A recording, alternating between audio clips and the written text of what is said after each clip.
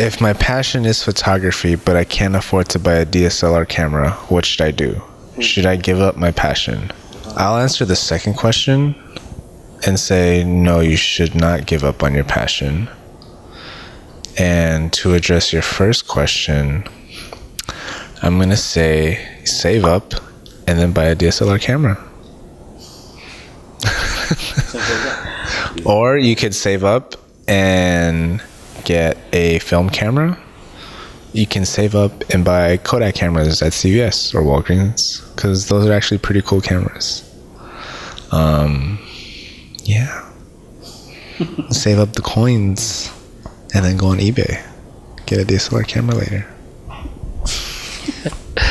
Or you can just do like, you know, use your phone. It's a lot of these phones have manual features now. That's how I got started. I had Instagram like years ago, like when it first came out in like 2010 or something. Oh man. And I thought it was the coolest thing, and I took so many pictures. I was like, I love photos. And then my ex got a camera, and I'm like, I'm gonna buy a camera. And then I didn't use it for like 5 years. But now I get paid. Boom. 5 years later, now I get paid. Yeah. Damn. The origin story. You want to add to that, or you got something else? Is this under the context of earning from this passion, or just the fact that it's his passion? Because if it's just his passion, yeah, any camera would work. Like resources in college, they're free. You could rent them. You just need to take a class, I think, sometimes. Sometimes you need to ask. Who asked this question? Who asked? Who are you? Sometimes. I'll show one day. First day, syllabus. All right, let's go. Cool. Rent the camera.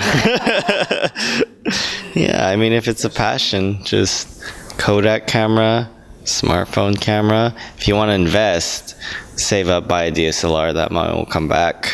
Yeah, if you're poor, go to community college. Because I'm poor and I got free classes. And I was able to rent out the cameras when I took photo classes. There you go. And then you can make a portfolio during your classes.